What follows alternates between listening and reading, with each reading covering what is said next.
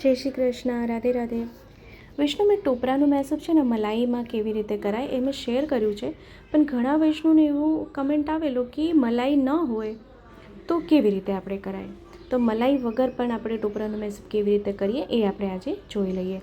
તો અહીંયા માપમાં અડધો કપ લો કે 1 કપ લો, કોઈ બી માપ એક લઈ લેવાનું. કટોરીનું બી લેશો તો બી ચાલશે.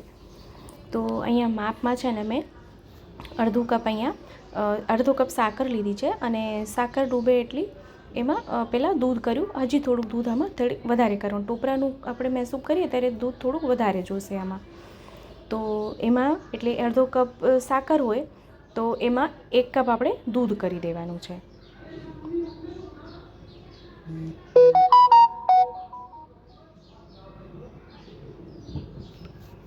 અને 1 કપ દૂધ કર્યા પછી એ સાકર એકદમ ઓગળી જાય પછી જે ટોપરાનું ખમણ છે ને, તો એ ટોપરાનું ખમણ કેટલું લીધું? અહીંયા 1 કપ ટોપરાનું ખમણ લીધું છે. તો 1 કપ ટોપરાનું ખમણ આપણે એમાં, હવે જો એમાં છે ને આપણે ચાસણી નથી કરવાની, ખાલી સાકર છે ને એટલે ખાંડ જે ઓગળી જાય ને એટલી જ આમાં ચાસણી આપણે કરવાની નથી, બરાબર?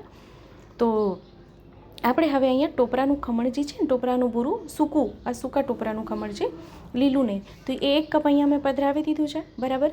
તો હવે 1 કપ પધરાવ્યું. હવે ઘીનું માપ શું લેશું? હવે જો ઘીનું આપણે એ માપ કહું તો આપણે અહીંયા છે ને અડધો કપ ઘી જોશે. ઘીનું માપ આપણે જણાવું તો અહીંયા જે કપના માપથી ખાંડ લીધી આપણે, 1 કપના માપથી જ આપણે અહીંયા ઘી લઈ લેવાનું છે. અને ઘી એમાં આપણે પછી જો એકસાથે જ ત્રણેય સામગ્રી આમાં એકસાથે જ નથી મિક્સ કરવાની. આપણે મલાઈમાં કેવી રીતે કરીએ? મલાઈ, સાકર અને ટોપરું કે બદામ કે કાજુ જે પણ આપણે લઈએ બધું એકસાથે જ પધરાવીએ, એકસાથે જ મિક્સ કરીને કરીએ. પણ આમાં ઘી પછી આપણે પધરાવવાનું રહેશે. પહેલાં આપણે ખાંડ ઓગાળી લેવાની, પછી એને પધરાવવાનું છે એમાં.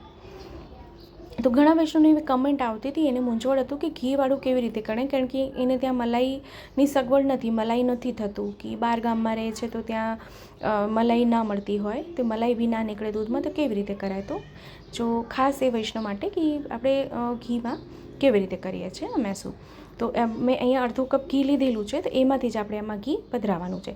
હવે જો ઘી, હવે એમાં કેમ ખબર પડશે કે હવે મેસૂબ થઈ ગયું? ગેસની આંચ ધીમી રાખવાની અને એને સતત ચલાવતા રહેવાનું.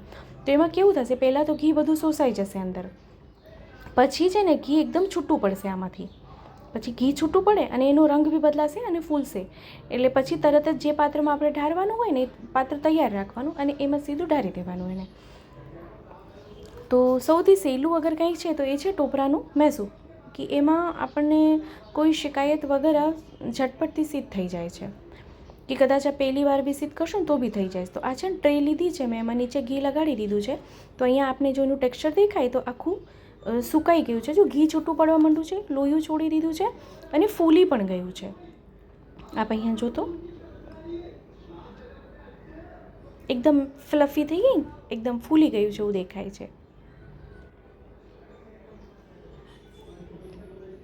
તો આપણે પાત્ર છે ને તૈયાર જ રાખવાનું, એટલે ફટાફટથી એમાં આપણે ઢારી દેવાનું.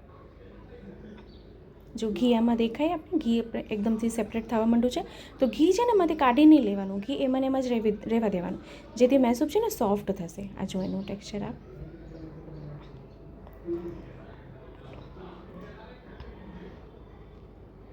તો એકદમથી ઘી છૂટું પડી ગયું છે.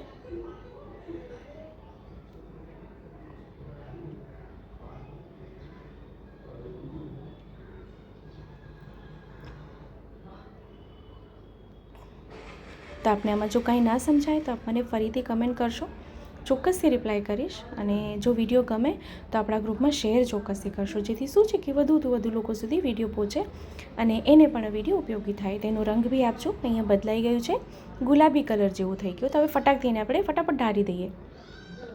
તો અહીંયા જો મેં ટ્રે તૈયાર રાખી હતી, એટલે કેકનું વાસણ છે અમારે, તો એમાં જે મેં ઘી લગાડ્યું હતું તેમાં મેં ઢારી દીધું છે.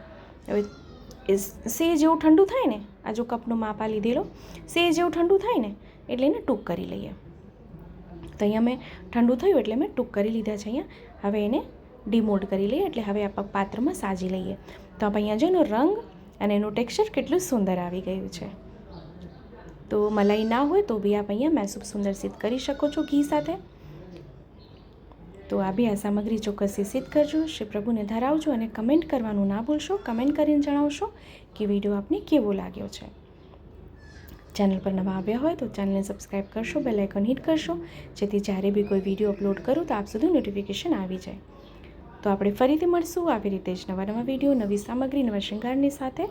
ત્યાં સુધી આપ સૌને મારા જય શ્રી કૃષ્ણ.